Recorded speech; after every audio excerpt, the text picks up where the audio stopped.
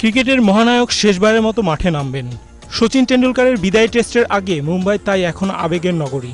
Poster, banner, বিলবোর্ডে ছেয়ে গেছে পুরো মুম্বাই। রাস্তার পাশে চা দোকান থেকে শুরু করে অফিস আদালত সর্বত্র একটি আলোচনা। সংবাদ মাধ্যমের পাতা জুড়ে তিনি। টিভির পর্দায় বারবার ঘুরিয়ে ফিরে দেখানো হচ্ছে তার অসাধারণ সব কীর্তি। প্রিয় তারকার বিদায়বেলায় সাক্ষী হতে ইচ্ছুক ক্রিকেট পাগল শত কোটি মানুষ। ভক্তদের জন্য অনলাইনে প্রথম ভাগে ছাড়া হয়েছিল মাত্র ৩৫০০ টিকিট। একসঙ্গে হিট করায় ক্র্যাশ করে ওয়েবসাইটটি।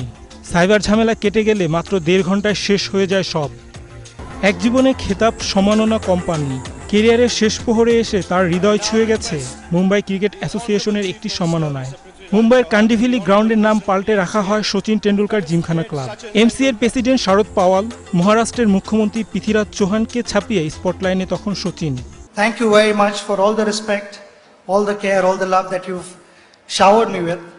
I really appreciate, not just this evening, but last 24 years. Thank you very much. এই ম্যাচ শেষে ২২ গজের পিচে আর দেখা যাবে না ব্যাটিং জিনিয়াসকে। হয়তো খুঁজে নেবেন জীবনে নতুন কোনো ইনিংস। তবে যে কীর্তি গড়ে যাচ্ছেন তা ক্রিকেট বিশ্ব মুছে ফেলতে পারবে না কোনো দিনই। রায়হান রাসেল, ২১ টেলিভিশন।